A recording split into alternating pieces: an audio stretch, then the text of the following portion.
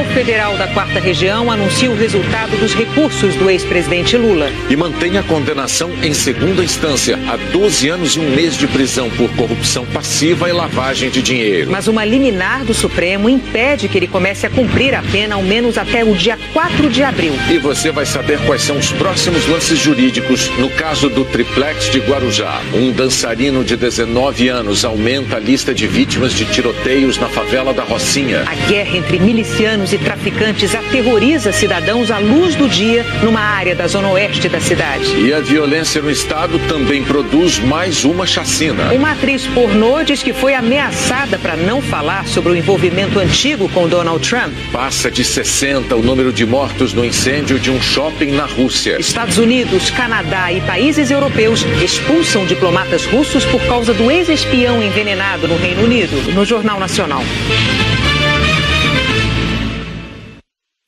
O Tribunal Regional Federal em Porto Alegre negou hoje os recursos do ex-presidente Lula e manteve a condenação dele no caso do Triplex em Guarujá.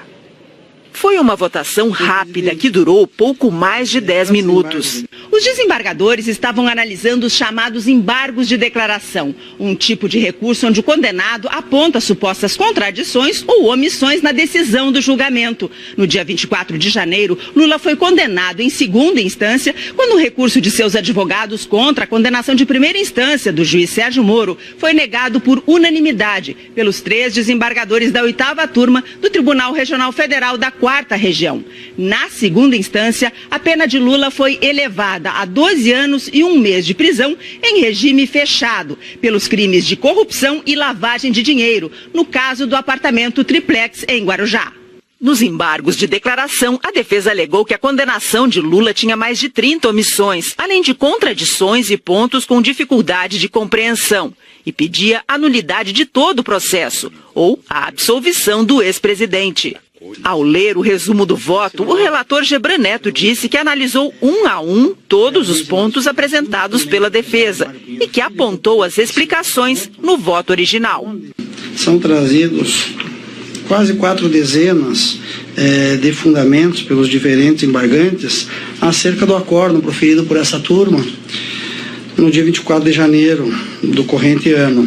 Pois bem, eu examinei todos os tópicos no que diz respeito aos pontos invocados por cada um dos embargantes. Gebran Neto aceitou apenas fazer correções no texto da decisão, no caso do nome da construtora OAS, algumas vezes chamada no voto de OAS Empreendimentos, e a informação de que o Instituto Lula estaria com as atividades suspensas. Há erros materiais, efetivamente, naquele voto, foram apontados pela defesa, e neste ponto eu estou reconhecendo para retificar algumas passagens do voto que dizem respeito a esses erros materiais, no que diz respeito, todos eles no que diz respeito a empresa ou grupo OAS. Pois bem, estou retificando o voto para corrigir, ora quando diz respeito a OAS Empreendimentos e teria sido tratado construtora OAS, ora em relação a outros pontos em que houve equívoco no que diz respeito à redação do nome da empresa. Ao final, o relator destacou que a condenação do ex-presidente Lula estava mantida integralmente. Eu estou votando por conhecer em parte dos embargos opostos por Luiz Inácio Lula da Silva e por José Aldemário Pinheiro e nesta extensão dar-lhes parcial provimento sem produzir, todavia, qualquer alteração no provimento julgado, por força dos erros materiais. Os outros 2 desembargadores acompanharam o relator. O primeiro a falar foi o presidente da turma, Leandro Paulsen. Assim como o trabalho da defesa foi muito minucioso em apontar eventuais contradições ou omissões, o eminente relator se debruçou sobre cada um desses apontamentos, cotejando com o acórdão proferido por essa turma. Eu estou de acordo com o relator, inclusive na parte dos embargos que fez referência à manifestação oral de voto que proferi na sessão do dia 24 de janeiro. Acompanho o relator. O desembargador Vitor Laus também acompanhou o voto. Restrito que são os embargos à pretensão de esclarecimentos, e esses esclarecimentos tendo sido todos eles prestados pelo relator, não há espaço a outra a outra controvérsia no âmbito desses embargos. Os embargos esgotam-se em si mesmos, na perspectiva de que não há qualquer contradição a ser reconhecida no acordo embargado. Por isso estou acompanhando o relator, senhor presidente. O presidente da turma deu o resultado. Por unanimidade, os desembargadores rejeitaram os embargos da defesa. Desse modo, no processo trazido em mesa pelos desembargadores Gebran sobre o número 2, a turma decidiu a unanimidade nos termos do voto do relator, conhecendo em parte dos embargos e, nesta parte, dando parcial provimento, sem, contudo, que haja qualquer efeito modificativo. Depois do julgamento, o advogado de Lula, em nota, disse que vai esperar o acórdão para decidir os próximos passos. Apesar do relator ter dito que todos os pontos levantados foram analisados, Cristiano Zanin disse que os embargos de declaração haviam apontado dezenas de omissões e contradições presentes no julgamento da apelação, que deveriam ser corrigidas e, como consequência, levar ao reconhecimento da nulidade do processo ou à absolvição de Lula. Será necessária a leitura do acórdão para verificar se todas elas foram enfrentadas pelo tribunal. Zanin já adiantou que vai recorrer. Sim, haverá recurso, até porque houve uma condenação, então certamente haverá o recurso. O que nós vamos definir é se o recurso vai ser apresentado ainda aqui neste Tribunal Federal ou então perante o STJ ou Supremo. Não há data para que o acórdão seja publicado. Normalmente o TRF4 leva 2 dias em caso de embargos de declaração negados por unanimidade, como foi o caso de Lula hoje. A defesa pode entrar com mais um recurso no próprio TRF4, os chamados embargos dos embargos, mas eles não costumam ser aceitos pelos desembargadores. Ao negar o recurso, o Tribunal Regional Federal da 4ª Região manteve a condenação do ex-presidente Lula a 12 anos de prisão e a condição de inelegível.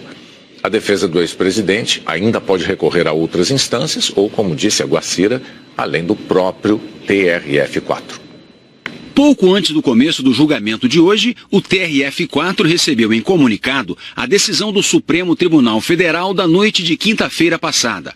Ela diz que, preliminarmente, o Supremo, por maioria, decidiu que vai analisar o pedido de habeas corpus que tenta evitar a prisão do ex-presidente Lula, mas que, devido ao adiantado da hora, o tribunal, também por maioria, decidiu pela suspensão do julgamento e concedeu liminar que garantiu o salvo-conduto a Lula até o julgamento do habeas corpus no dia 4 de abril. Enquanto espera o julgamento do habeas corpus no Supremo, a defesa de Lula avalia outras possibilidades. Além de apresentar um recurso no próprio TRF4, a defesa pode também ir aos tribunais superiores. Aí há 2 caminhos: entrar com recurso especial no Superior Tribunal de Justiça, questionando se a decisão do TRF4 violou alguma lei, e também apresentar um recurso extraordinário ao Supremo Tribunal Federal, questionando se a decisão do TRF4 foi contra algum princípio da Constituição. Nesses 2 recursos, a defesa tentaria anular a decisão contra Lula, que foi condenado a 12 anos e 1 mês de prisão pelo TRF4. O advogado e ex-ministro do TSE, Henrique Neves, explica que os 2 recursos, ao STJ e ao Supremo, podem ser apresentados ao mesmo tempo ou em momentos diferentes. Todo réu tem o direito de se insurgir contra a sua condenação. No recurso especial, ele vai dizer por que a condenação não é válida de acordo com a legislação infraconstitucional, porque o crime não estaria caracterizado, ou a hipótese da lei seria outra. A defesa caberá definir quais os temas a ser tratados. No campo do recurso extraordinário, ele vai tratar, provavelmente, e a defesa terá habilidade para fazê-lo, sobre os direitos fundamentais de qualquer condenado. A defesa do ex-presidente pode ainda tentar uma liminar no STJ e no Supremo contra a decisão do TRF4 que tornou Lula inelegível. A lei da ficha limpa proíbe a candidatura de quem foi condenado por um tribunal colegiado. Lula tem até o dia 15 de agosto para registrar sua candidatura.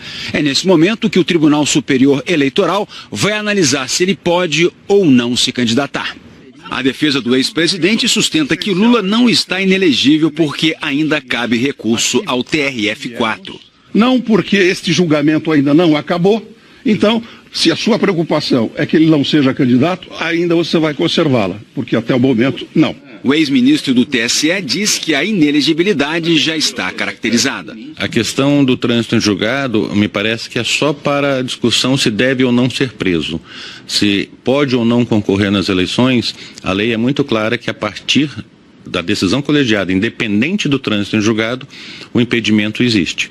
Esse impedimento pode ser suspenso por uma liminar de instância superior. Se essa liminar não existir, a inelegibilidade estará caracterizada. Os desembargadores negaram por unanimidade os embargos de declaração do ex-deputado Eduardo Cunha, do MDB. A defesa tinha alegado omissões e contradições na decisão que confirmou a condenação por crimes como corrupção e lavagem de dinheiro. Também foi negado por unanimidade o recurso do empresário Léo Pinheiro, que alegou ter havido restrição de direitos. O recurso do ex-presidente do Instituto Lula, Paulo Okamoto, não foi analisado. Ele tinha sido absolvido, mas alegou, entre outras coisas, cerceamento de defesa. Os desembargadores afirmaram que não cabem embargos de declaração para as omissões alegadas por Okamoto. As defesas de Eduardo Cunha e de Paulo Okamoto afirmaram que vão recorrer. A defesa de Léo Pinheiro não quis se manifestar. Eduardo Cunha e Léo Pinheiro estão presos. O ministro do Supremo Tribunal Federal, Luiz Roberto Barroso, autorizou na semana passada que o Ministério Público tenha acesso a um inquérito já arquivado sobre supostas irregularidades no Porto de Santos. Esses documentos podem ser úteis nas investigações de um outro inquérito, o que apura se um decreto do presidente Michel Temer teria ou não favorecido empresas do setor de portos em troca de propina. Os repórteres Bruno Tavares e Robinson Serântula tiveram acesso com exclusividade aos papéis. Os 4 volumes do inquérito que cita o presidente Michel Temer, na época deputado federal, estão arquivados desde outubro do ano passado. A ordem foi da juíza Silvia Maria Rocha, da 2ª Vara Federal Criminal de São Paulo. O inquérito foi aberto pela Polícia Federal em Santos em 2004, depois que os delegados receberam uma cópia desta ação. Nela, a estudante Érica Santos pedia pensão alimentícia e parte dos bens do ex-companheiro, o empresário Marcelo de Azeredo, com quem teve um relacionamento desde 1997. Azeredo presidiu a Codesp, a estatal que administra o Porto de Santos, o maior do país, entre 1995 e 1998. Na ação, Érica acusava o ex-companheiro de comandar um esquema de corrupção no porto.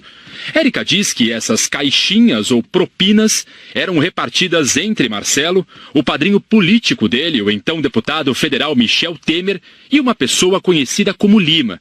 Na ação estão anexadas algumas planilhas com descrição de projetos e diversas anotações. Numa delas, relativa ao lixo do porto, está escrito: Lima quer participação para MT, MA e L, em torno de 20%. Sobre o arrendamento dos armazéns 34 e 35 e movimentação de contêineres, aparece que o investimento é de 40 milhões. Em seguida, vem a anotação: Lima está terminando o contrato, percentual ainda não acertado. E, mais uma vez, as siglas MT, MA e L. O nome da Argeplan, empresa de engenharia do coronel João Batista Lima Filho, amigo de Michel Temer, aparece nessas planilhas, relacionada a pelo menos 3 contratos. Num deles consta que a participação da Argeplan é de 30%. Em outro, sobre o serviço de coleta de lixo, a participação da Argeplan é de 17,5%. Por causa das acusações de Érica, a Polícia Federal chamou Michel Temer a prestar depoimento 2 vezes em 2010. Como Temer era deputado federal, a decisão não poderia ter sido tomada em primeira instância, porque ele tinha direito a foro privilegiado. Temer nunca prestou esses depoimentos, e a Justiça Federal em Santos encaminhou o processo ao STF. No Supremo, coube ao ministro Marco Aurélio Mello analisar o caso. Em abril de 2011, ele decidiu arquivar a investigação contra Temer e mandou devolver para Santos o inquérito sobre o ex-presidente da Codesp. A investigação contra Marcelo de Azeredo continuou aqui na Justiça Federal em São Paulo, porque o Ministério Público Federal em Santos entendeu que o caso era antigo demais e precisava ser tratado por uma vara especializada em crimes financeiros. O inquérito original, então, foi dividido em 2. Um para apurar os crimes de sonegação fiscal e evasão de divisas, e outro focado nas suspeitas de corrupção, que começaram a perder força no dia em que Érica Santos resolveu voltar atrás nas acusações. Em depoimento à Polícia Federal, Érica disse que nunca soube de atividade ilícita praticada pelo ex-companheiro, que nunca soube de envolvimento dele com o então deputado federal Michel Temer, nem com uma pessoa de nome Lima, e que todas as denúncias foram feitas por conta e risco do advogado dela. Os advogados prestaram depoimento e foram categóricos. Todas as denúncias obedeceram a uma exigência de Érica, que queria pressionar Marcelo a realizar um acordo. Os advogados disseram ainda que Érica entregou a eles a documentação e disse que foi obtida na casa de Marcelo ou extraída do computador dele. Os advogados disseram que, depois de uma viagem aos Estados Unidos, Érica dispensou o serviço deles e que, posteriormente, souberam que ela havia feito um acordo financeiro com Marcelo. A Justiça autorizou a quebra dos sigilos bancário e fiscal de Marcelo de Azeredo, que revelaram uma intensa movimentação financeira sem origem. Ele e a irmã aceitaram pagar cerca de R$1 milhão em multas e impostos atrasados. E as acusações de crimes financeiros também foram arquivadas. A assessoria do presidente Michel Temer disse que as investigações anteriores foram arquivadas por absoluta falta de provas. A defesa do coronel Lima não quis se pronunciar. O primeiro-ministro de Israel, Benjamin Netanyahu, foi interrogado hoje em casa. Ele é suspeito de garantir decisões favoráveis à maior empresa israelense de telecomunicações em troca de uma cobertura pseudo-jornalística positiva sobre a administração dele nos sites de notícias da companhia na internet. O primeiro-ministro nega. Estados Unidos, Canadá e 20 países da Europa anunciaram hoje a expulsão de mais de 100 diplomatas da Rússia em resposta ao envenenamento de um ex-espião no Reino Unido. A mensagem foi seca, urgente e mundial. Diplomatas russos em vários países têm poucos dias para voltar para casa. Uma resposta orquestrada depois da tentativa de assassinato de um ex-espião russo e da filha em solo britânico. O governo Vladimir Putin nega o crime, mas o Reino Unido convenceu os aliados de que é altamente provável que a Rússia esteja por trás do envenenamento. Sergei Skripal e a filha foram expostos a uma substância química proibida e estão internados em estado grave. Só os russos teriam acesso a esse tipo de veneno. Na Europa, pelo menos 20 países se levantaram em apoio aos britânicos. Esses governos concordaram que não há outra explicação plausível. A maioria desses diplomatas expulsos teria um passado ligado à espionagem. Pessoas que usaram o status diplomático para minar a segurança nacional ou interferir na democracia de outros países. A primeira-ministra britânica disse que essa foi a maior expulsão coletiva de agentes russos da história. A longa lista de acusações também inclui a desestabilização da Ucrânia, a anexação da Crimeia, cyberataques, a difusão de notícias falsas em eleições e a intervenção na guerra síria. A Rússia afirmou que as acusações fazem fronteira com banditismo e declarou que a expulsão coletiva de diplomatas é uma interpretação pervertida de solidariedade. Os russos prometeram responder com a mesma moeda, o que vai azedar ainda mais a relação com o principal aliado britânico, os Estados Unidos. O governo Donald Trump anunciou a punição mais dura até agora contra Moscou. 60 funcionários russos terão que sair dos Estados Unidos em uma semana. 48 deles têm cargos diplomáticos. Os outros 12 fazem parte da missão russa na Organização das Nações Unidas em Nova York, mas foram identificados pela Casa Branca como espiões. Além disso, nos próximos 7 dias, o consulado russo na cidade de Seattle vai ser fechado por representar um risco para a segurança dos Estados Unidos. É que ele fica perto de uma base da Marinha Americana e da fábrica da Boeing, que além de produzir aviões, desenvolve tecnologia militar. Em dezembro de 2016, o ex-presidente Barack Obama expulsou 35 russos acusados de interferir na última eleição presidencial. E, em julho do ano passado, o presidente Vladimir Putin ordenou a saída de 755 funcionários da missão diplomática americana na Rússia, logo depois que o Senado aprovou novas sanções contra o país. O governo Trump diz que se houver retaliações às expulsões anunciadas hoje, o governo americano responderá da mesma forma. Uma atriz pornô que afirma ter tido um relacionamento com Donald Trump antes de ele ser candidato à presidência dos Estados Unidos, disse que recebeu ameaças para ficar calada. O jornalista Anderson Cooper pergunta a Stormy Daniels se ela queria ter se envolvido com Donald Trump. Não, ela diz. Mas eu não disse não. Eu não sou uma vítima. O problema, segundo ela, é que foi ameaçada para ficar em silêncio. Teria sido em 2011, na época em que estava negociando uma entrevista para uma revista sobre o caso. Ela conta que estava num estacionamento em Las Vegas, com a filha pequena, saindo do carro. Um homem chegou perto e disse: esqueça a história com Donald Trump. Olhou para a filha dela e falou: é uma garotinha linda. Seria horrível se algo acontecesse com a mãe dela. E foi embora.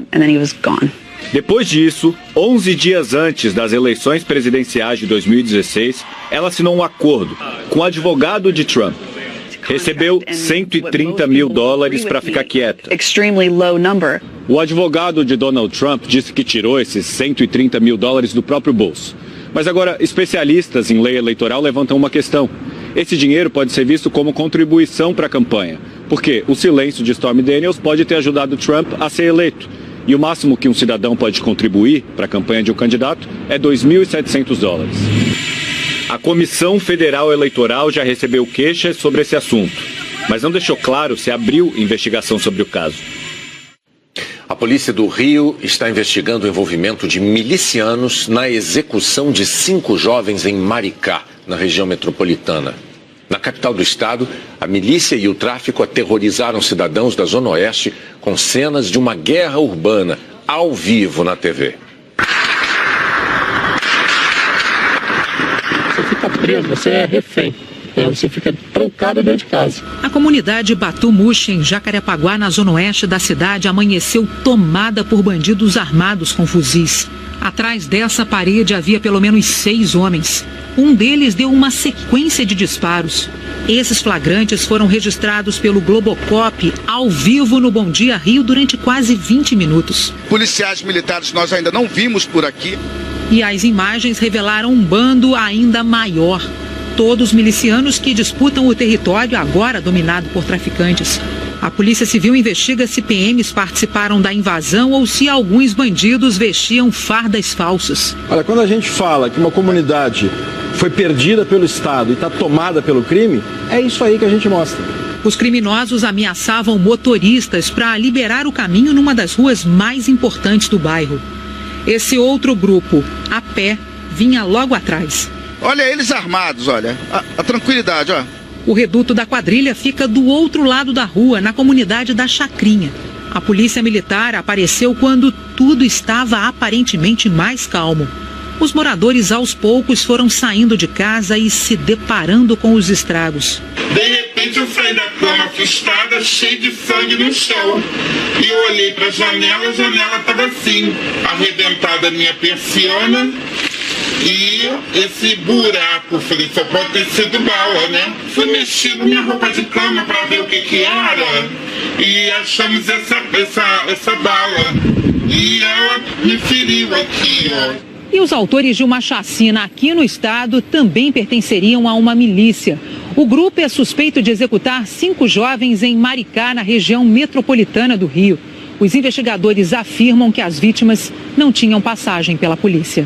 Eu escutei minha campanha tocar, saí, e a menina falou, corre que seu filho tá caído lá na churrasqueira. Cheguei lá, tinha 5 corpos, cabeça com cabeça, alvejados na cabeça, muito sangue. Sávio de Oliveira Vitipó tinha 20 anos e Matheus Bittencourt da Silva, 19. Os outros 3 eram menores de idade, Patrick da Silva Diniz, Matheus Baraúna dos Santos e Marcos Jonatas. A prefeitura informou que eles faziam parte de um projeto cultural do município. Tudo indica a atuação de milicianos. Motivo, não gostarem do que os jovens estavam fazendo ali. Eles acham que alguns deles faziam raps, né? Enfim, poderiam estar falando propagando alguma ideia que fosse contrária, talvez, enfim. Mas uma motivação fútil.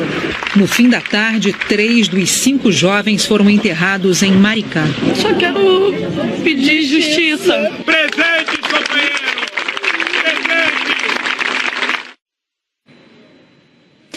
favela da Rocinha, o clima voltou a ficar muito tenso nessa segunda-feira. Os tiros marcam o território da Rocinha. Hoje, às 6h39, teve tiroteio no beco do 199, às 7h15, na Rua do Valão, às 9h40, na Rua 2. Um som que interrompe as aulas na escola Bento Rubião, que fica na curva do S. Mais uma vez a gente aqui na Rocinha, com as crianças no corredor, sem aula, a gente tentando sobreviver a essa guerra. Então, isso é uma situação, isso é uma escola, estamos numa escola. À tarde, o tiroteio foi na Vila Verde. Na Rocinha, a segunda não foi muito diferente do fim de semana. Hoje, um homem morreu num confronto entre policiais do BOPE e traficantes. Um fuzil foi apreendido. No sábado, um outro confronto deixou 8 mortos. 7 deles foram identificados pela polícia, 4 com antecedentes criminais. Mateus da Silva Duarte, de 19 anos, é uma das 3 vítimas que não tinham passagem pela polícia. Vestidos de gala, os amigos prestaram homenagem na despedida Mateus. O grupo dançava valsa em bailes de debutantes. Na sexta-feira, eles participavam de uma festa em São Gonçalo, na região metropolitana do Rio. Na volta, ele foi para um baile funk na Rocinha, onde, de acordo com testemunhas, começou o tiroteio. A namorada, com quem Mateus tem um filho de 1 mês, disse que ele era um homem honesto. Eu fico triste, sabe? Porque é uma coisa que é difícil. Imagine quando aquilo acontecer e falar que nossa, teu pai foi muito comum, um traficante, mas é uma mentira, sabe? Todo mundo amava ele, adorava ele. Um ótimo menino. E parte assim tão rápido. A PM reafirmou hoje que a tropa de choque fazia um patrulhamento de rotina na madrugada de sábado, quando traficantes atiraram. A Polícia Civil, que investiga o caso, diz que os PMs encontraram Mateus baleado e com uma pistola próxima a ele. O coordenador do grupo de dança disse que Mateus era um dos melhores alunos do projeto e que não tinha envolvimento com traficantes. A única arma que ele tinha nele era a dança. Ele saiu de uma prestação de 15 anos. A gente tem provas que ele nunca foi envolvido com essas coisas. Mateus entrou para a estatística que já contabiliza mais de 13.500 pessoas mortas em confrontos com a PM no Rio nos últimos 15 anos. As investigações, na maioria das vezes, não esclarecem o que aconteceu. Para se ter uma ideia de como esses registros vêm aumentando, 2018 teve o mês de janeiro mais violento desde 2003, com 154 mortes. É preciso preservar a vida dos moradores das comunidades da cidade, é preciso preservar a vida dos policiais, é preciso, inclusive, dentro da lei, respeitar a vida dos possíveis suspeitos de terem cometido algum crime. Não é possível que se mate tanto. A Secretaria de Segurança do Ceará afirmou que uma das ordens para a série de ataques do fim de semana no estado partiu de um presídio. Hoje, em Fortaleza, os ônibus percorreram as ruas escoltados pela polícia. Segurança reforçada também nos terminais. A segunda-feira não teve nenhum registro de ataque. Durante o fim de semana, os ônibus foram os principais alvos dos criminosos na capital.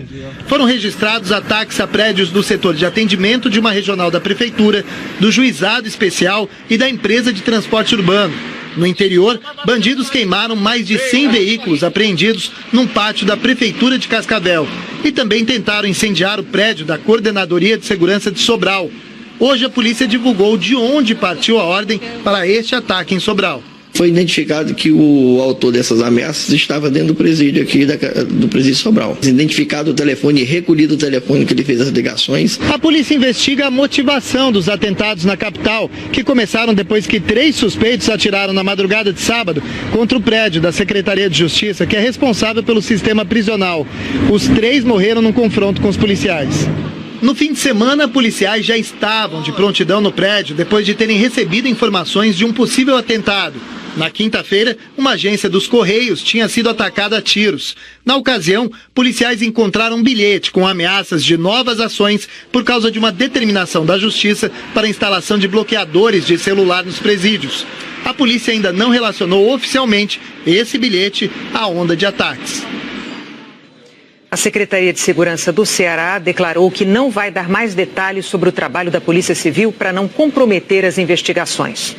A polícia russa prendeu 5 pessoas para interrogatório na investigação do incêndio que matou 64 pessoas num shopping. O fogo começou no 4º andar do shopping em Kemerovo, a cerca de 3.000 quilômetros de Moscou. Neste piso ficavam salas de cinema e um mini parque de diversões. O incêndio teria começado com um curto-circuito num dos brinquedos. Os vídeos gravados lá dentro mostram o desespero das pessoas. O alarme de incêndio deste shopping, construído em 2013, estava desligado e não funcionou. Várias saídas de emergência estavam trancadas. Acuadas pelo fogo e pela fumaça, algumas pessoas se jogaram pelas janelas. Pelo menos 2 se salvaram assim, como o menino Sergei Moskalenko, de 11 anos. Ele fraturou a bacia, teve inúmeras lesões internas, mas está em coma induzido com um quadro de saúde estável. O pai, a mãe e a irmã de 4 anos de Sergei morreram no incêndio. 660 pessoas ainda trabalham no resgate aos corpos das vítimas. Até agora, 64 mortes foram confirmadas, 12 pessoas continuam internadas e 6 desaparecidas. O ministro da Emergência da Rússia, Vladimir Pushkov, disse que as 2 salas de cinema que desabaram completamente são as áreas de acesso mais difícil. O dono do parque de diversões onde o fogo teria começado e outras 4 pessoas foram detidos para interrogatórios hoje. O governo russo afirma que ainda é cedo para estabelecer as reais causas do incêndio.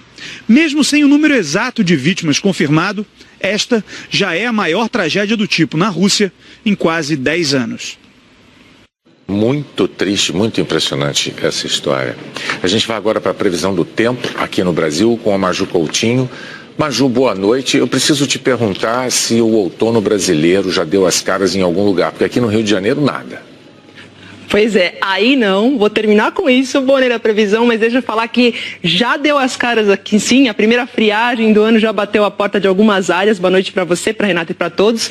O fenômeno é caracterizado pela massa de ar mais frio que chega até pontos da região norte e faz o pessoal acostumado com o calorão pegar o agasalho. Aqui dá para ver, olha, essa frente fria dividiu bem o país no final de semana, ar quente aqui para o centro-norte, ar frio para o centro-sul, parte da região norte.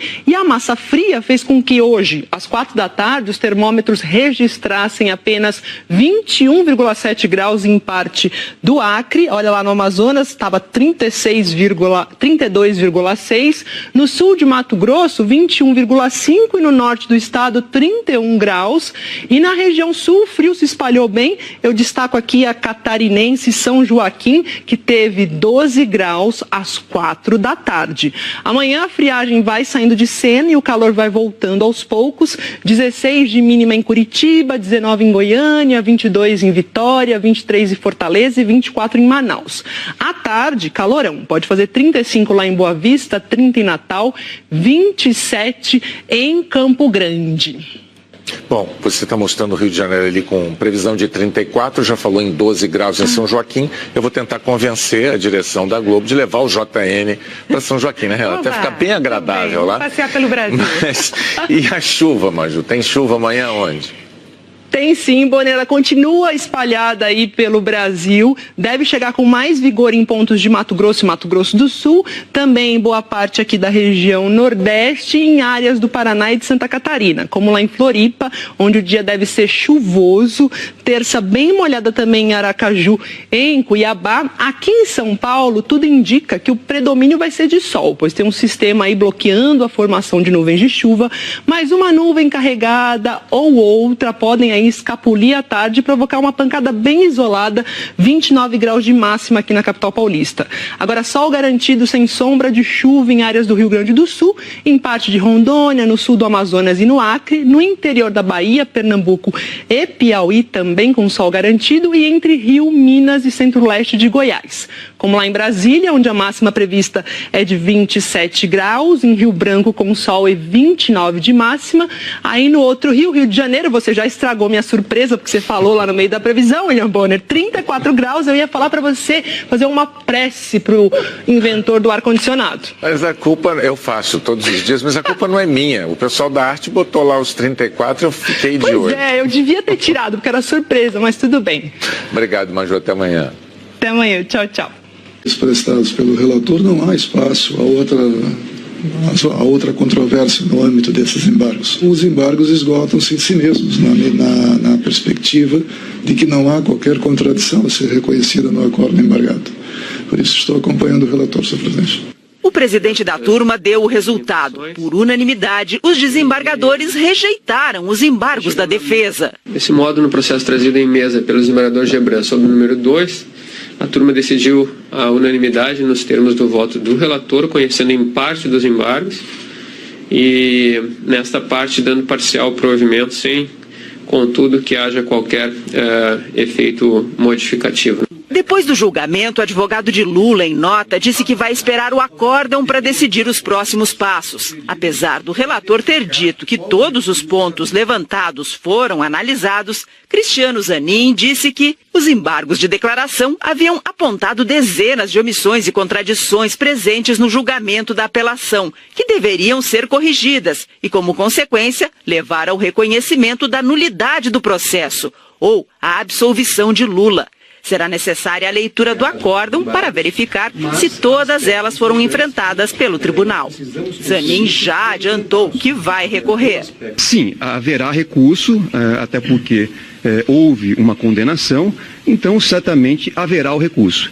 O que nós vamos definir é se o recurso vai ser apresentado ainda aqui neste Tribunal Federal ou então perante o STJ ou Supremo. Não há data para que o acórdão seja publicado. Normalmente o TRF4 leva 2 dias em caso de embargos de declaração negados por unanimidade, como foi o caso de Lula hoje. A defesa pode entrar com mais um recurso no próprio TRF4, os chamados embargos dos embargos, mas eles não costumam ser aceitos pelos desembargadores.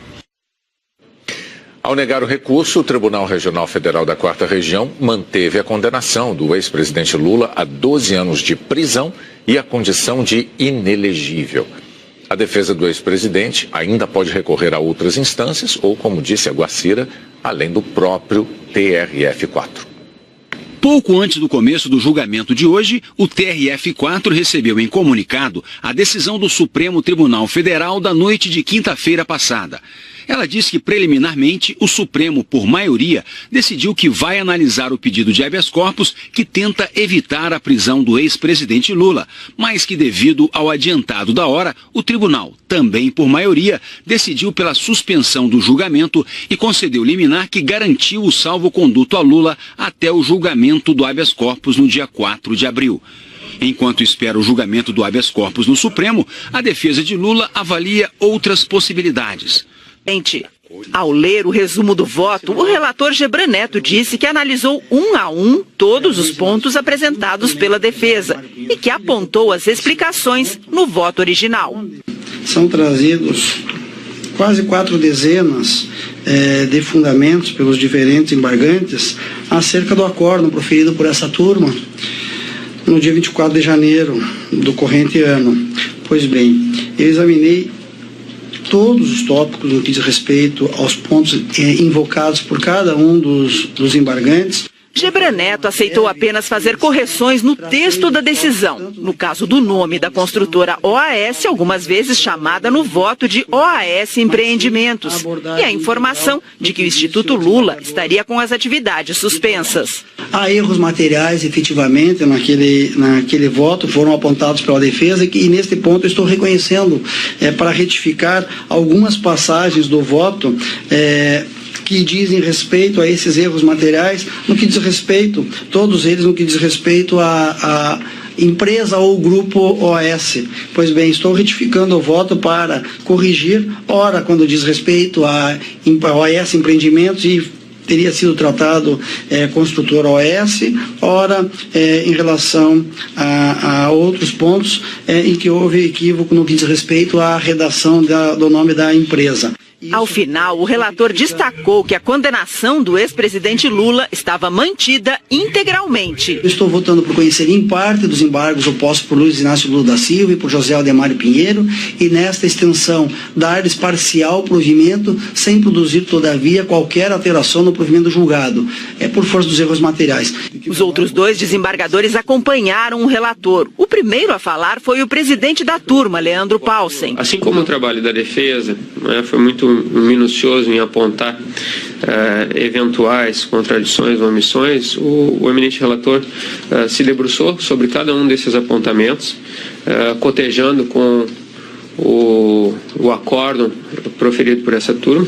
Eu estou de acordo com o relator, inclusive na parte dos embargos que fez referência à manifestação oral de voto que proferi na sessão do dia 24 de janeiro. Acompanho o relator.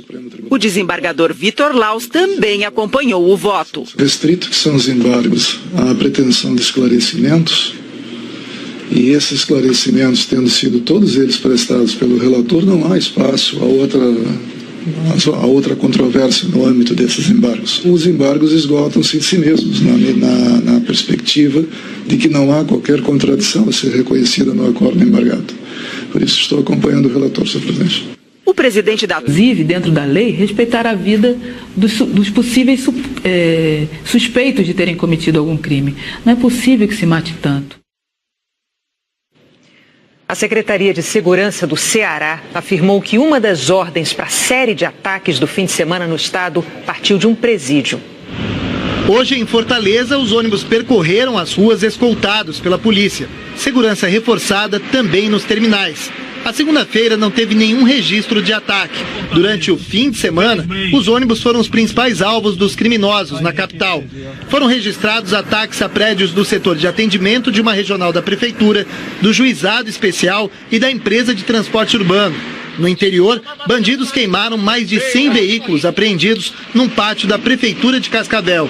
E também tentaram incendiar o prédio da Coordenadoria de Segurança de Sobral. Hoje a polícia divulgou de onde partiu a ordem para este ataque em Sobral. Foi identificado que o autor dessas ameaças estava dentro do presídio aqui, do presídio Sobral. Identificado o telefone, recolhido o telefone que ele fez as ligações. A polícia investiga a motivação dos atentados na capital, que começaram depois que 3 suspeitos atiraram na madrugada de sábado contra o prédio da Secretaria de Justiça, que é responsável pelo sistema prisional.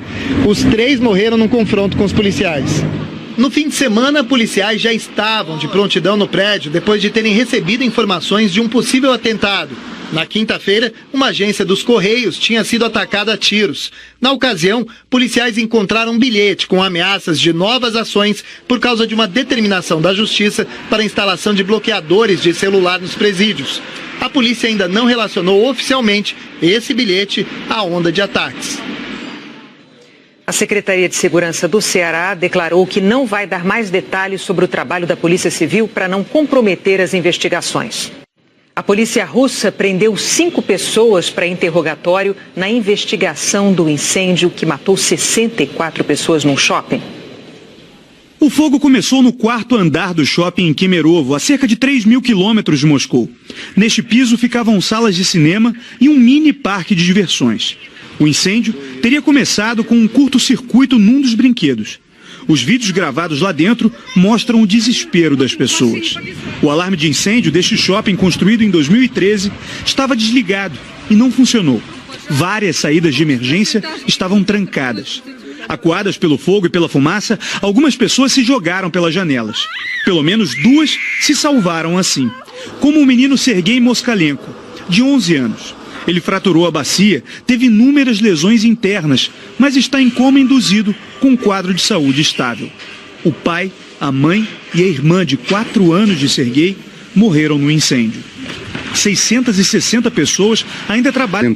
Ainda aqui neste Tribunal Federal ou então perante o STJ ou Supremo. Não há data para que o acórdão seja publicado. Normalmente o TRF4 leva 2 dias em caso de embargos de declaração negados por unanimidade, como foi o caso de Lula hoje. A defesa pode entrar com mais um recurso no próprio TRF4, os chamados embargos dos embargos, mas eles não costumam ser aceitos pelos desembargadores. Ao negar o recurso, o Tribunal Regional Federal da 4ª Região manteve a condenação do ex-presidente Lula a 12 anos de prisão e a condição de inelegível. A defesa do ex-presidente ainda pode recorrer a outras instâncias ou, como disse a Guacira, além do próprio TRF4. Pouco antes do começo do julgamento de hoje, o TRF4 recebeu em comunicado a decisão do Supremo Tribunal Federal da noite de quinta-feira passada. Ela diz que, preliminarmente, o Supremo, por maioria, decidiu que vai analisar o pedido de habeas corpus que tenta evitar a prisão do ex-presidente Lula, mas que, devido ao adiantado da hora, o tribunal, também por maioria, decidiu pela suspensão do julgamento e concedeu liminar que garantiu o salvo-conduto a Lula até o julgamento do habeas corpus no dia 4 de abril. Enquanto espera o julgamento do habeas corpus no Supremo, a defesa de Lula avalia outras possibilidades. Além de apresentar um recurso no próprio TRF4, a defesa pode também ir aos tribunais superiores. Aí há dois caminhos: entrar com recurso especial no Superior Tribunal de Justiça, questionando se a decisão do TRF4 violou alguma lei, e também apresentar um recurso extraordinário ao Supremo Tribunal Federal, questionando se a decisão do TRF4 foi contra algum princípio da Constituição. Nesses dois recursos, a defesa tentaria anular a decisão contra Lula, que foi condenado a 12 anos e 1 mês de prisão pelo TRF4. O advogado e ex-ministro do TSE, Henrique Neves, explica que os dois recursos, ao STJ e ao Supremo, podem ser apresentados ao mesmo tempo ou em momentos diferentes. Todo réu tem o direito de se insurgir contra a sua condenação.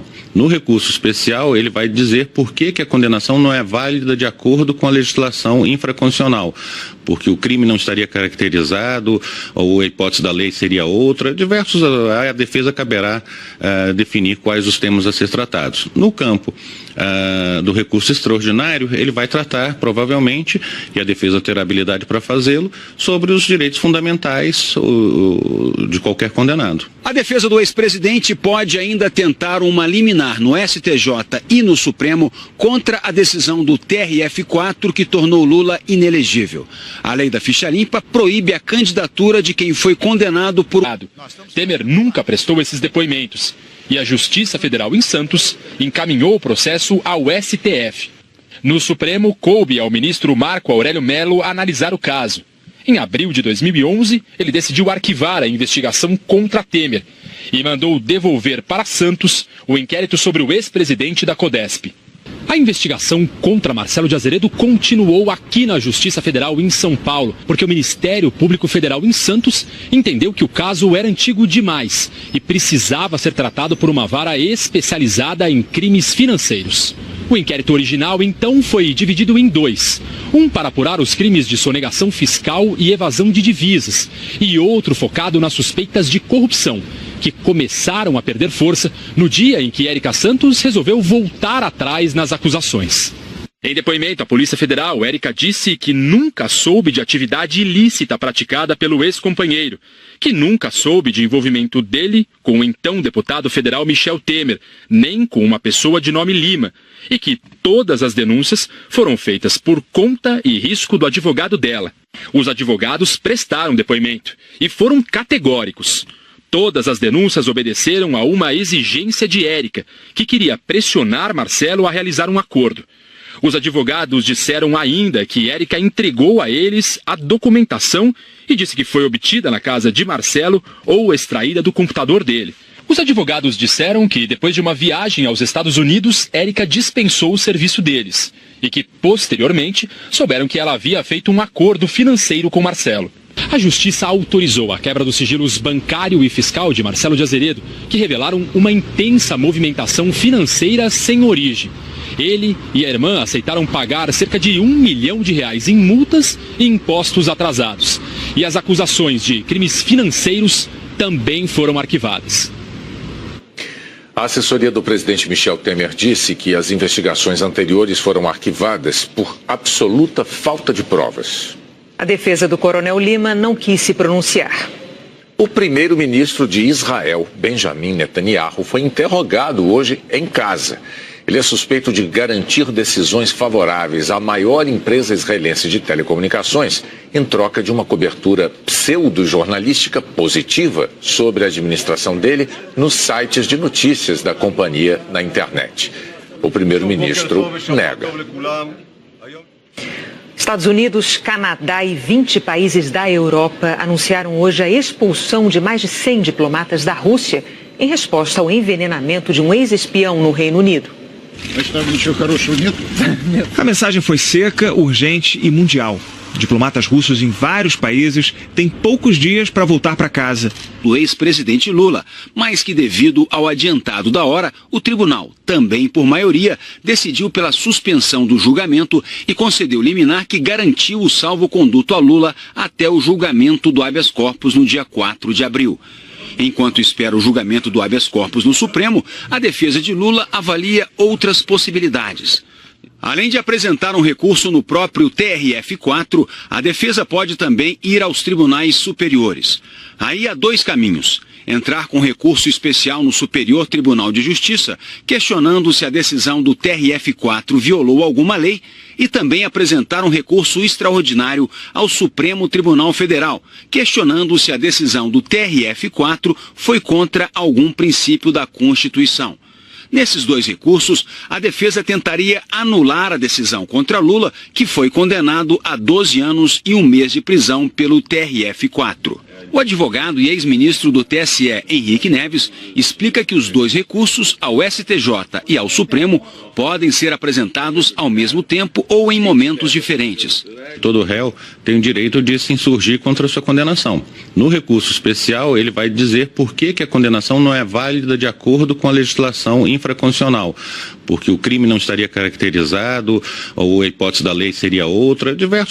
A defesa caberá definir quais os temas a ser tratados. No campo do recurso extraordinário, ele vai tratar, provavelmente, e a defesa terá habilidade para fazê-lo, sobre os direitos fundamentais de qualquer condenado. A defesa do ex-presidente pode ainda tentar uma liminar no STJ e no Supremo contra a decisão do TRF4 que tornou Lula inelegível. A lei da ficha limpa proíbe a candidatura de quem foi condenado por um tribunal colegiado. Lula tem até o dia 15 de agosto para registrar sua candidatura. É nesse momento que o Tribunal Superior Eleitoral vai analisar se ele pode ou não se candidatar. A defesa do ex-presidente sustenta que Lula não está inelegível porque ainda cabe recurso ao TRF4. Não, porque este julgamento ainda não acabou. Então, se a sua preocupação é que ele não seja candidato, ainda você vai conservá-la, porque até o momento, não. O ex-ministro do TSE diz que a inelegibilidade já está caracterizada. A questão do trânsito em julgado me parece que é só para a discussão se deve ou não ser preso. Se pode ou não concorrer nas eleições, a lei é muito clara que a partir da decisão colegiada, independente do trânsito em julgado, o impedimento existe. Esse impedimento pode ser suspenso por uma liminar de instância superior. Se essa liminar não existir, a inelegibilidade estará caracterizada. Os desembargadores negaram por unanimidade os embargos de declaração do ex-deputado Eduardo Cunha, do MDB. A defesa tinha alegado ou falar sobre o envolvimento antigo com Donald Trump. Passa de 60 o número de mortos no incêndio de um shopping na Rússia. Estados Unidos, Canadá e países europeus expulsam diplomatas russos por causa do ex-espião envenenado no Reino Unido. No Jornal Nacional. O Tribunal Regional Federal em Porto Alegre negou hoje os recursos do ex-presidente Lula e manteve a condenação dele no caso do triplex em Guarujá. Foi uma votação rápida que durou pouco mais de 10 minutos. Os desembargadores estavam analisando os chamados embargos de declaração, um tipo de recurso onde o condenado aponta supostas contradições ou omissões na decisão do julgamento. No dia 24 de janeiro, Lula foi condenado em segunda instância quando o recurso de seus advogados contra a condenação de primeira instância do juiz Sérgio Moro foi negado por unanimidade pelos 3 desembargadores da 8ª turma do Tribunal Regional Federal da 4ª Região. Na segunda instância, a pena de Lula foi elevada a 12 anos e 1 mês de prisão em regime fechado, pelos crimes de corrupção e lavagem de dinheiro, no caso do apartamento triplex em Guarujá. Nos embargos de declaração, a defesa alegou que a condenação de Lula tinha mais de 30 omissões, além de contradições e pontos com dificuldade de compreensão, e pedia a nulidade de todo o processo, ou a absolvição do ex-presidente. Ao ler o resumo do voto, o relator Gebran Neto disse que analisou um a um todos os pontos apresentados pela defesa e que apontou as explicações no voto original. São trazidos quase 4 dezenas de fundamentos pelos diferentes embargantes acerca do acórdão proferido por essa turma no dia 24 de janeiro do corrente ano. Pois bem, eu examinei todos os tópicos no que diz respeito aos pontos invocados por cada um dos embargantes. Gebran Neto aceitou apenas fazer correções no texto da decisão, no caso do nome da construtora OAS, algumas vezes chamada no voto de OAS Empreendimentos, e a informação de que o Instituto Lula estaria com as atividades suspensas. Há erros materiais, efetivamente, naquele voto, foram apontados pela defesa, e neste ponto eu estou reconhecendo para retificar algumas passagens do voto que dizem respeito a esses erros materiais, no que diz respeito, todos eles no que diz respeito a empresa ou grupo OAS. Pois bem, estou retificando o voto para corrigir, ora quando diz respeito a OAS Empreendimentos e teria sido tratado construtora OAS, ora em relação a outros pontos em que houve equívoco no que diz respeito à redação do nome da empresa. Ao final, o relator destacou que a Supremo impede que ele comece a cumprir a pena ao menos até o dia 4 de abril. E você vai saber quais são os próximos lances jurídicos no caso do triplex de Guarujá. Um dançarino de 19 anos aumenta a lista de vítimas de tiroteios na favela da Rocinha. A guerra entre milicianos e traficantes aterroriza cidadãos à luz do dia numa área da zona oeste da cidade. E a violência no estado também produz mais uma chacina. Uma atriz pornô diz que foi ameaçada para não falar sobre o envolvimento antigo com Donald Trump. Passa de 60 o número de mortos no incêndio de um shopping na Rússia. Estados Unidos, Canadá e países europeus expulsam diplomatas russos por causa do ex-espião envenenado no Reino Unido. No Jornal Nacional. O Tribunal Regional Federal em Porto Alegre negou hoje os recursos do ex-presidente Lula e manteve a condenação dele no caso do triplex em Guarujá. Foi uma votação rápida que durou pouco mais de 10 minutos. Os desembargadores estavam analisando os chamados embargos de declaração, um tipo de recurso onde o condenado aponta supostas contradições ou omissões na decisão do julgamento. No dia 24 de janeiro, Lula foi condenado em segunda instância quando o recurso de seus advogados contra a condenação de primeira instância do juiz Sérgio Moro foi negado por unanimidade pelos 3 desembargadores da 8ª turma do Tribunal Regional Federal da 4ª região. Na segunda instância, a pena de Lula foi elevada a 12 anos e 1 mês de prisão em regime fechado, pelos crimes de corrupção e lavagem de dinheiro, no caso do apartamento triplex em Guarujá. Nos embargos de declaração, a defesa alegou que a condenação de Lula tinha mais de 30 omissões, além de contradições e pontos com dificuldade de compreensão, e pedia a nulidade de todo o processo, ou a absolvição do ex-presidente. Ao ler o resumo do voto, o relator Gebran Neto disse que analisou um a um todos os pontos apresentados pela defesa e que apontou as explicações no voto original. São trazidos quase 4 dezenas de fundamentos pelos diferentes embargantes acerca do acórdão proferido por essa turma no dia 24 de janeiro do corrente ano. Pois bem, eu examinei todos os tópicos no que diz respeito aos pontos invocados por cada um dos embargantes. Gebran Neto aceitou apenas fazer correções no texto da decisão, no caso do nome da construtora OAS, algumas vezes chamada no voto de OAS Empreendimentos, e a informação de que o Instituto Lula estaria com as atividades suspensas. Há erros materiais, efetivamente, naquele voto, foram apontados pela defesa, e neste ponto eu estou reconhecendo para retificar algumas passagens do voto que dizem respeito a